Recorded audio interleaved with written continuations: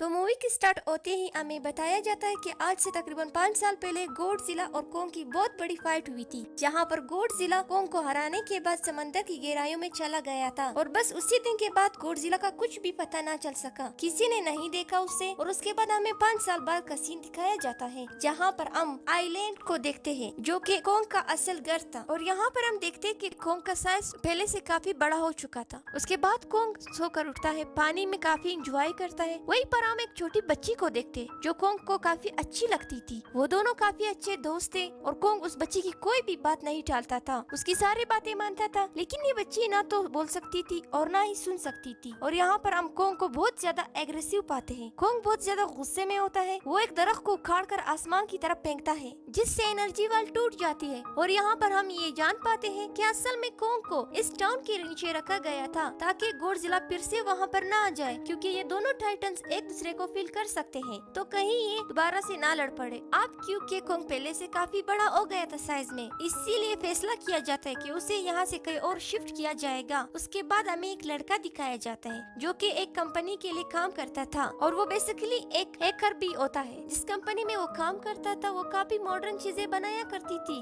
Like robot, machine, etc. लेकिन उस hacker को अपनी कंपनी पर थोड़ा बहुत शक होता है कि कंपनी कोई ऐसी चीज जरूर बना रही है जो नहीं बनानी चाहिए। इसीलिए वो कंपनी का सारा डेटा हैक कर लेता है, जिससे उसे पता चलता है कि ये कंपनी किसी काफी बड़े ऑब्जेक्ट को हांगकांग शिफ्ट कर रही है। लेकिन वहाँ पर अलार्म बजने लगता है और ये गॉडजिला के आने का अलार्म था। देखते ही देखते गॉडजिला समंदर से बाहर निकल आता है। बाहर निकल आते ही वो सब कुछ डिस्ट्रॉय करने लग जाता है। किसी को भी कुछ समझ नहीं आ रहा था कि आखिर गॉडजिला सबको क्यों मारता जा रहा है, क्योंकि वो तो एक ऐसा टाइटन है जो इंसानों को सेव करता है और उनकी जान बचाता है। यहाँ पर हम ये जान पाते हैं कि गॉडजिला के पास एक ऐसा पावर है जो कि न्यूक्लियर पावर है और गॉडजिला अपने न्यूक्लियर पावर का इस्तेमाल करके पूरी कंपनी को तबाह कर देता है। उसके बाद ये खबर पूरी दुनिया में फैल जाती है कि गॉडजिला आ चुका है, लेकिन इस बार वो चेंज होकर आया है, पहले जैसा नहीं रहा। यानी पहले वो इंसानों को बचाता था, लेकिन अब वो बहुत एग्रेसिव है और गुस्से में वो सबको मारता जा रहा है। कंपनी का ओनर सबको ये न्यूज बता रहा होता है कि हमारी कंपनी एक ऐसे प्रोजेक्ट पर काम कर रही है और बहुत जल्द वो एक ऐसी डिवाइस बनाने में कामयाब हो जाएगी कि जिससे गॉडजिला का मुकाबला हो सकता है। इस खबर को एक लड़की भी देख लेती है जिसका नाम होता है मेडिसन। लेकिन यहाँ पर मेडिसन इस बात पर एग्री नहीं करती कि गॉडजिला गुस्से में आया है, क्योंकि वो गॉडजिला को बहुत अच्छे से जानती थी। इसीलिए वो इस खबर को एक बकवास समझती है। उसका मानना होता है कि गॉडजिला कभी भी किसी को नुकसान नहीं पहुंचा सकता, बल्कि वो इंसानों की मदद करता है, उनकी जान बचाता है। मेडिसन अपने वालिद के पास जाकर उन्हें समझाने की कोशिश करती है कि गॉडजिला कभी भी ऐसा नहीं कर सकता और उसके साथ जरूर कुछ न कुछ किया गया है। लेकिन मेडिसन के वालिद उसे समझाने की कोशिश करते हैं कि देखो बेटा, ये सारे क्रिएचर, ये सारे टाइटन इंसानों की तरह ही होते हैं, यानी इनका मूड चेंज हो सकता है। अब देखो गॉडजिला भी चेंज हो गया है और इंसानों को मारता जा रहा है। उसके बाद मेडिसन वहाँ से चली जाती है और वो उस हैकर की ऑनलाइन ऑडियो सुनती है। वो हैकर असल में गॉडजिला के बारे में एक ऑनलाइन ऑडियो अपलोड करता है। यहाँ पर मेडिसन डिसाइड करती है कि वो जाकर उस हैकर से मिलेगी और जाकर उससे सारी बात पूछेगी कि आखिर ये चक्कर क्या है, गॉडजिला क्यों इतना एग्रेसिव हो गया है और उसने उस कंपनी को क्यों तबाह किया। उसके बाद कंपनी का ओनर एक सीनियर डॉक्टर नेथन से जाकर मिलता है। डॉक्टर नेथन असल में एक साइंटिस्ट भी होता है। कंपनी का ओनर डॉक्टर नेथन को बताता है कि आपका जो कंसेप्ट था होलो अर्थ वाला, वो बिल्कुल सही था। ये वो जगह थी जहाँ पर टाइटन्स पैदा होते हैं। असल में डॉक्टर नेथन ने एक किताब लिखी थी जिसमें उन्होंने लिखा था कि जमीन के अंदर एक और जमीन भी है जिसका नाम ओलो अर्थ है। ये छुपी हुई है, किसी को नजर नहीं आती और असल में ये जमीन टाइटन्स के एनर्जी का जरिया है। और वहीं पर कंपनी का ओनर डॉक्टर नेथन को एक और आदमी से भी मिलवाता है।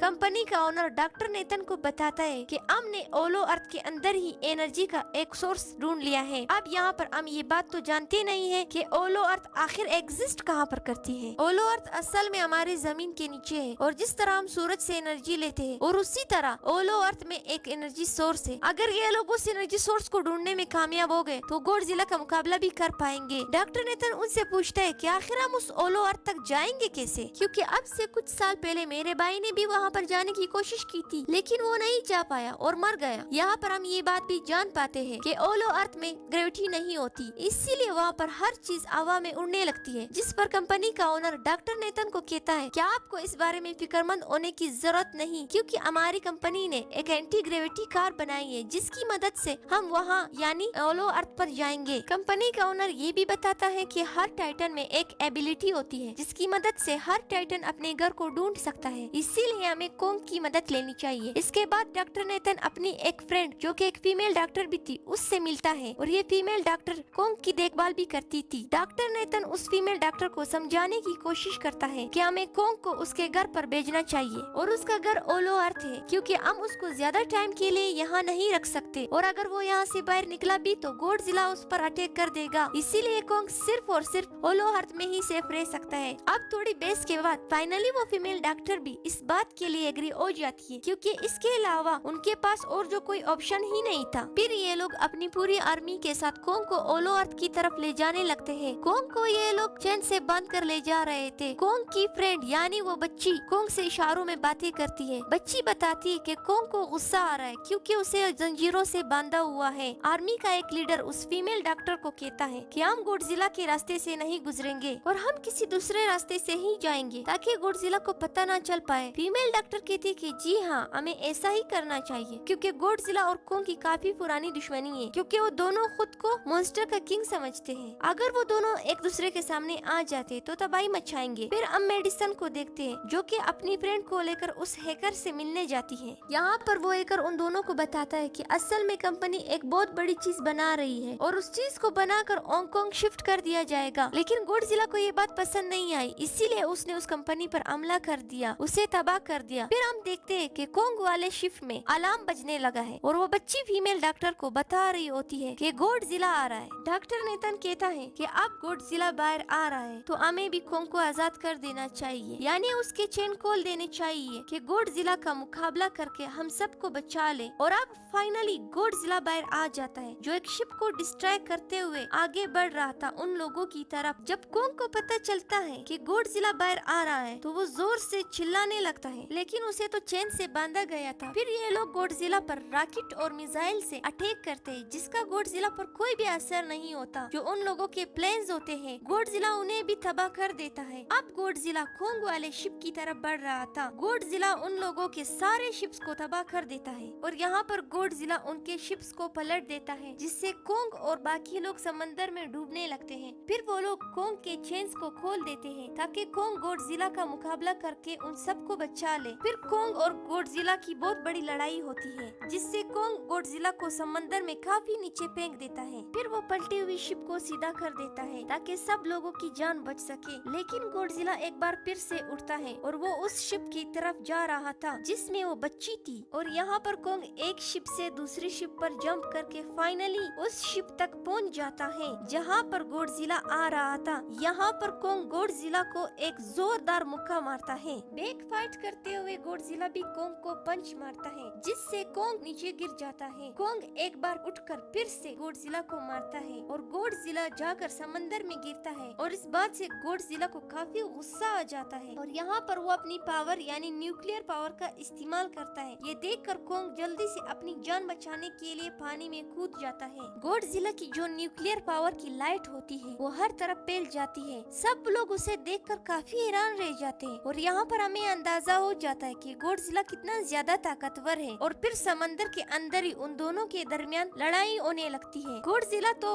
पानी में सांस ले सकता था लेकिन कोंग जो कि इंसानों की तरह होता है वो पानी में सांस नहीं ले सकता था, इसीलिए कोंग हारता हुआ नजर आ रहा था। फिर गॉडजिला कोंग को मारने के लिए उसे समंदर की गहराइयों में लेकर जा रहा था। वो फीमेल डॉक्टर कहती है कि हमें जल्द से जल्द कोंग की मदद करनी चाहिए वरना गॉडजिला उसे मार डालेगा। फिर ये बहुत सारे मिसाइल को समंदर में ब्लास्ट कर देते हैं जिससे होता ये है कि कोंग अपनी जान बचाने के लिए बाहर आ जाता है। फिर डॉक्टर नेथन हुक्म देता है कि सब कुछ ऑफ कर दो, सारी इंजन्स और सारी मशीन्स को शट डाउन कर दो ताकि गॉडजिला ये समझे कि हम लोग हार चुके हैं और मर चुके हैं। और तब ये लोग सारी चीजों को शट डाउन कर देते हैं। तब गॉडजिला कोंग को गुस्से में देखता है और फिर वहाँ से चला जाता है। फीमेल डॉक्टर कहती है कि हम अगर आगे बढ़े तो गॉडजिला हमें फिर से महसूस करके हम लोगों पर अटैक कर देगा। तो अब हम कैसे आगे बढ़े और कोंग को कैसे ले जाएंगे? जिस पर डॉक्टर नेथन कहता है कि हम कोंग को उड़ा कर ले जाएंगे। दूसरी तरफ हम देखते हैं कि मेडिसन अपनी फ्रेंड्स के साथ उस कंपनी में घुस गई है ये चेक करने के लिए कि आखिर ये कंपनी कौन सी चीज बना रही है जिस पर गॉडजिला को इतना गुस्सा आया और उसने अटैक कर दिया। वहाँ पर उन लोगों को एक काफी बड़े एनिमल के अंडे भी मिलते हैं। जैसे उन लोगों लोगों को अंडे मिलते हैं उनका दरवाजा बंद हो जाता है। असल में जहाँ ये बंद हो जाते हैं वो एक मशीन होती है जो इन लोगों को अंडों समेत काफी तेजी से हांगकांग लेकर जा रही थी। फिर हम देखते हैं कि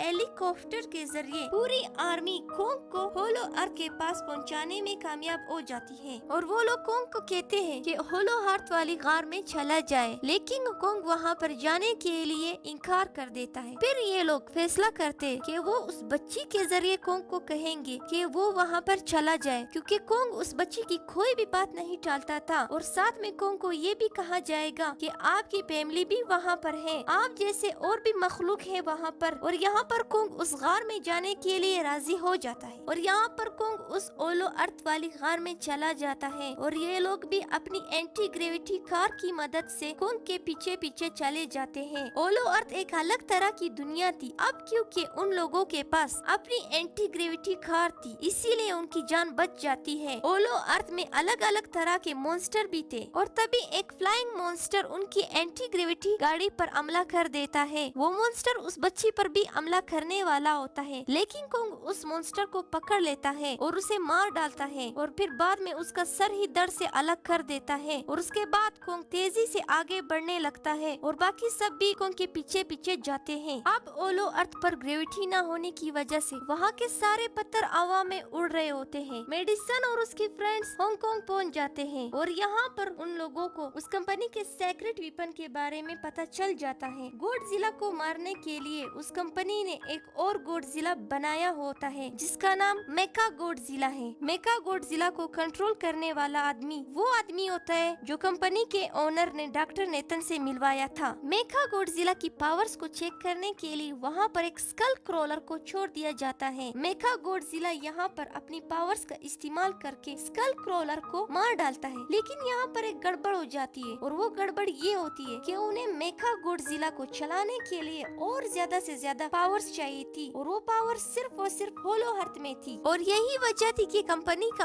ओनर उस एनर्जी सोर्स उस पावर को ढूंढ रहा था ताकि वो मेका गॉडजिला को फिर से दोबारा से जिंदा कर सके। इसके बाद हम देखते हैं कि मेका गॉडजिला एक्टिवेट हो गया है। मेका गॉडजिला के जिंदा होते ही गॉडजिला उसको महसूस कर लेता है और इसीलिए वो हांगकांग जहाँ पर मेका गॉडजिला था उसी तरफ बढ़ने लगता है। होलो अर्थ देखने में काफी खूबसूरत थी और होलो अर्थ में जो एनर्जी सोर्स था वो एक पहाड़ में था। कोंग उस पहाड़ की तरफ जाता है और उसके दरवाजे को खोल देता है और जोर से दौड़ता है। कोंग को वहाँ पर एक वेपन मिल जाता है जो कि एक कुल्हाड़ी थी और ये कुल्हाड़ी कोई आम कुल्हाड़ी नहीं थी बल्कि ये गॉडजिला के जिस्म से बनाई गई होती है और ये बहुत ताकतवर होती है। कोंग उस कुल्हाड़ी को लेकर एक जगह पर बैठ जाता है बिल्कुल एक बादशाह की तरह। गॉडजिला जो कि हांगकांग पहुंच गया था वो मेका गॉडजिला की तरफ बढ़ रहा था जिससे सब लोग अपनी जान बचाने के लिए इधर उधर भागने लगते हैं। दूसरी तरफ कोंग को एनर्जी सोर्स भी मिल जाती है और यहाँ पर कोंग को ये भी पता चल जाता है कि ये एनर्जी सोर्स उसकी कुल्हाड़ी को भी चार्ज कर सकता है क्योंकि उसकी कुल्हाड़ी चार्ज होने के बाद ही चल सकती है और चार्ज होने के बाद वो और भी ज्यादा ताकतवर हो जाती है। गॉडजिला को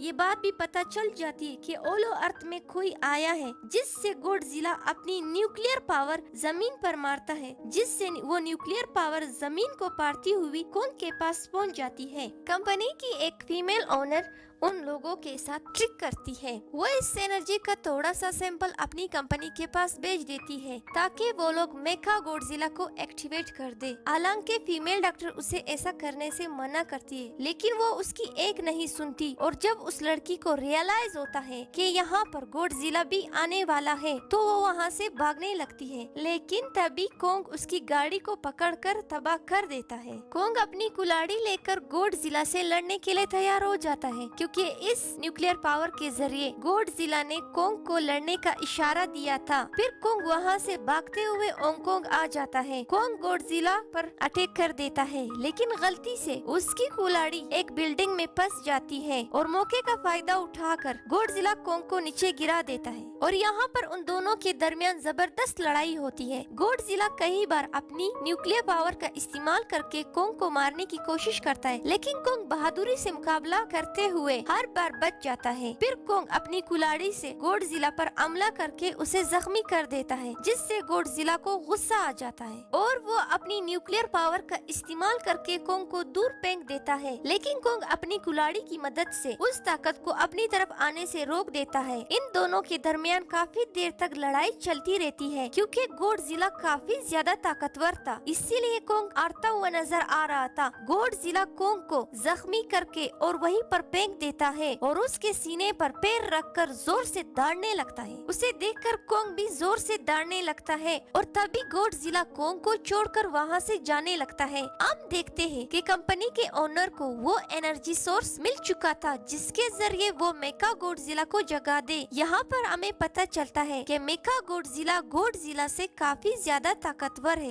और उससे साइज में भी काफी बड़ा है, लेकिन यहाँ पर मेका गॉडजिला सब कुछ अपने कंट्रोल में कर लेता है। इसीलिए मेका गॉडजिला सबसे पहले कंपनी के ओनर को मारता है और बाद में उसके असिस्टेंट को भी मार डालता है। फिर मेका गॉडजिला दीवार को फाड़ते हुए बाहर आ जाता है। गॉडजिला जब मेका गॉडजिला को देखता है तो वो उससे लड़ने के लिए आगे बढ़ता है और उन दोनों के दरमियान काफी लड़ाई होती है। अब क्योंकि मेका गॉडजिला काफी ज्यादा ताकतवर था, इसीलिए गॉडजिला हारता हुआ नजर आता है। मेका गॉडजिला को बहुत ज्यादा मारता है और उसे नीचे गिरा देता है। मेडिसन और वो हैकर मेका गॉडजिला की पावर्स को बंद करने की कोशिश करते हैं, लेकिन वहाँ पर सारे मशीन्स में कोड लगे हुए होते हैं। दूसरी तरफ हमें कोंग दिखाया जाता है जो कि लड़ने की वजह से काफी जख्मी हो गया था और उसकी हालत काफी खराब थी। वो तकरीबन मरने ही वाला था। वो बच्ची कोंग के दिल की धड़कन सुनती है और वो सबको बताती है कि कोंग के दिल की धड़कन आहिस्ता आहिस्ता कम होती जा रही है। इस पर डॉक्टर नेतन कहता है कि हमें कोंग को बचाने के लिए उसे एक काफी बड़ा इलेक्ट्रिक शॉक देना होगा और ये लोग कोंग को शॉक उसी एंटी ग्रेविटी कार से देते हैं, जिससे कोंग को काफी बड़ा झटका लगता है और वो दोबारा से उठकर खड़ा हो जाता है। और वो बच्ची कोंग को कहती है कि देखो गॉडजिला हमारा दुश्मन नहीं है, वो हमारा दोस्त है, इसीलिए जाओ और उसकी मदद करो। तब कोंग गॉडजिला को बचाने के लिए चला जाता है। मेका गॉडजिला अपनी न्यूक्लियर पावर का इस्तेमाल करके गॉडजिला को मारने वाला ही होता है कि तभी वहाँ पर कोंग आ जाता है और कोंग यहाँ पर गॉडजिला को बचा लेता है। गॉडजिला फौरन समझ जाता है कि मुझे और कोंग को साथ मिलकर लड़ना चाहिए, लेकिन मेका गॉडजिला इतना ताकतवर था कि इन दोनों पर भारी पड़ रहा था। कोंग को अपनी कुल्हाड़ी नजर आती है, लेकिन मुसीबत की बात तो ये है कि वो चार्ज नहीं होती, लेकिन कोंग फिर भी उस कुल्हाड़ी से मेका गॉडजिला पर हमला कर देता है। लेकिन मेका गॉडजिला कोंग को मारता है और वो बस कोंग को मारने ही वाला होता है कि तभी कोंग उसे ऐसा करने से रोक लेता है। अब क्योंकि मेडिसन और उस हैकर से वो मशीन बंद नहीं हो रही थी जिससे मेका गॉडजिला की ताकत को कम किया जाए, इसीलिए वो गुस्से में आकर उस मशीन पर पानी डाल देते हैं, जिससे मेका गॉडजिला थोड़ी देर के लिए बंद हो जाता है। और इसी बात का फायदा उठाकर गॉडजिला अपनी न्यूक्लियर पावर के जरिए कोंग की उस कुल्हाड़ी को चार्ज कर देता है और अब कोंग के पास पावर आ चुकी थी, इसीलिए वो मेका गॉडजिला को तबाह बर्बाद करके रख देता है, उसके हाथ पैर तोड़ देता है और उसके सारे जिस्म के हिस्से अलग अलग कर देता है और आखिर में वो मेका गॉडजिला का सर भी उखाड़कर फेंक देता है। अब क्योंकि मेका गॉडजिला मर चुका था तो सब कुछ वापस ठीक हो जाता है, लेकिन तभी गॉडजिला फिर से खड़ा हो जाता है और कोंग भी अपनी कुल्हाड़ी लेकर गॉडजिला से लड़ने के लिए तैयार हो जाता है। अब क्योंकि उन दोनों ने एक दूसरे की मदद की थी, इसीलिए वो नहीं लड़ते। गॉडजिला वापस समंदर में चला जाता है जहाँ से वो आया था और जबकि कोंग अब हमेशा के लिए होलो अर्थ में चला गया है और कोंग उस छोटी बच्ची को भी अपने साथ वहाँ पर लेकर गया है। और इसी के साथ इस मूवी का यहीं पर एंड हो जाता है। Thanks for watching.